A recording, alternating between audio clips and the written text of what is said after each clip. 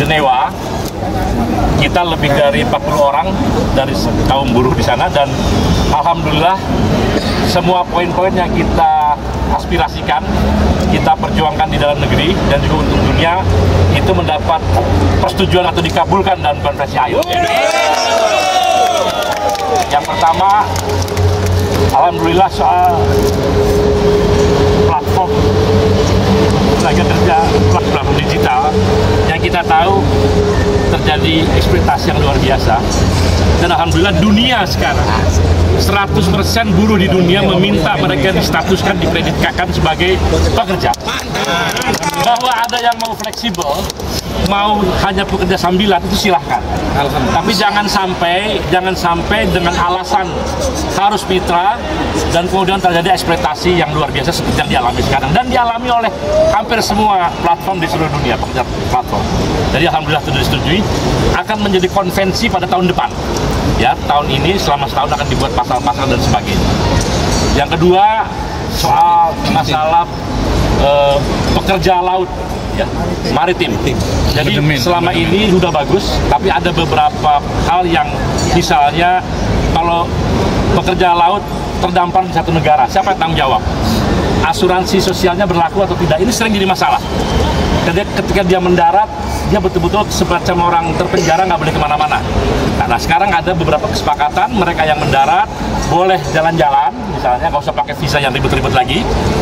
Mereka yang bermasalah, ada perlindungan yang berlaku dimanapun, dan mereka yang terdampar harus direpatriasi, dipulangkan ke negerinya, dan negara bertanggung jawab untuk itu semua. Gitu. Ya, dan seluruh dunia dan negara di seluruh dunia bertanggung. Dan alhamdulillah jadi ini sudah disetujui.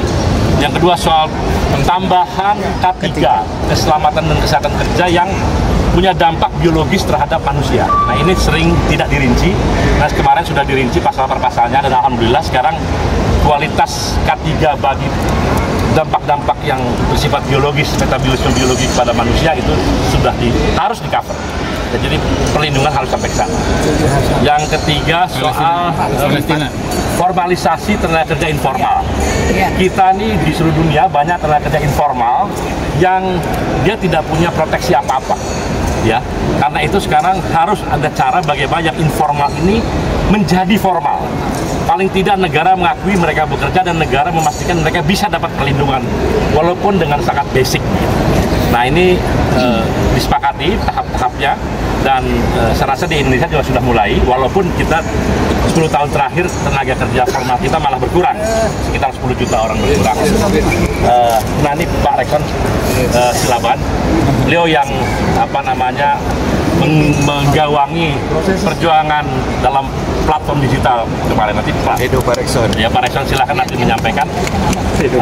Yang terakhir soal Palestina.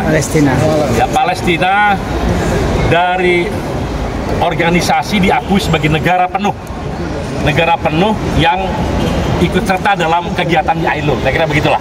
Tadinya entity, sebagai entity. Ya, entity itu bisa organisasi, bisa. Tapi sekarang state, disebut dia sebagai sebuah negara yang bisa ikut terlibat secara penuh dalam kegiatan ILO. Saya kira begitu. Dan itu disetujui oleh hampir semua, hampir 100% para yang hadir. Jadi sekiranya perjuangan kita alhamdulillah berhasil, dan terima kasih atas doa dan dukungan teman-teman, dan mudah-mudahan ini membawa dampak yang baik bagi kita pekerja di Indonesia.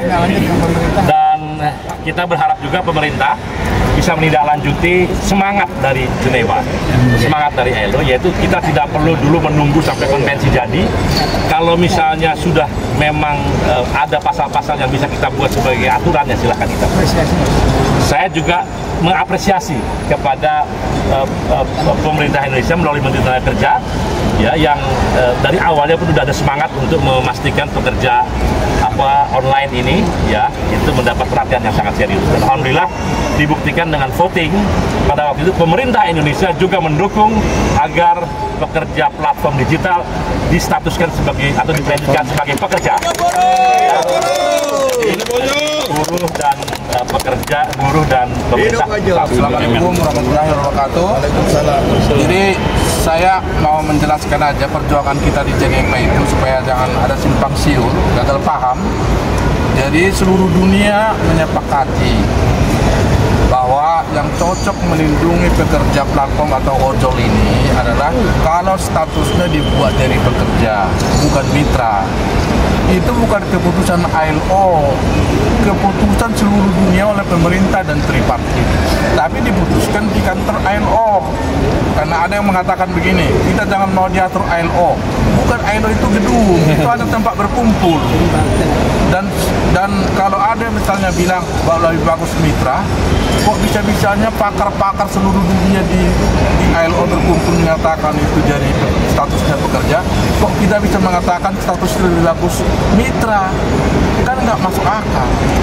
Karena seluruh dunia sudah menyepakati, bahkan negara-negara yang sebelumnya menolak keras sepakat untuk ini dilindungi dengan status pekerja.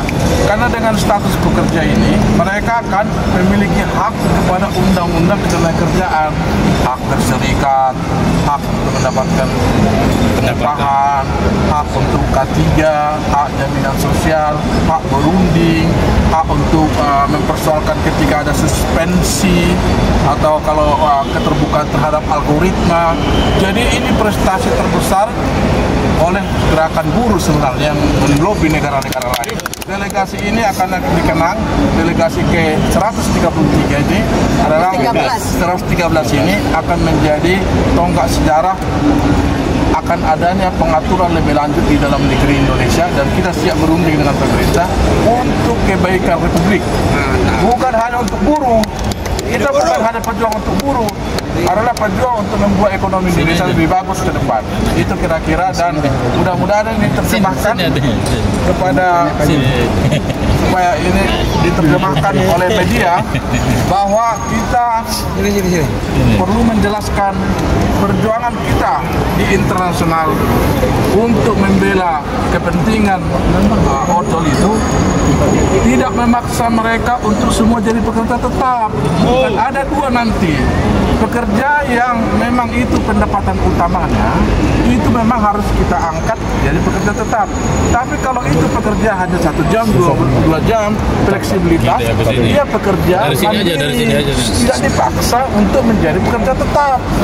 Karena pengusaha juga rugi dong untuk mengangkat berjuta-juta orang tiba-tiba dari pekerja tetap. Jadi jangan salah paham, ini semua kita lakukan tanpa kepentingan apapun selain untuk kepentingan Republik kita. Terima kasih.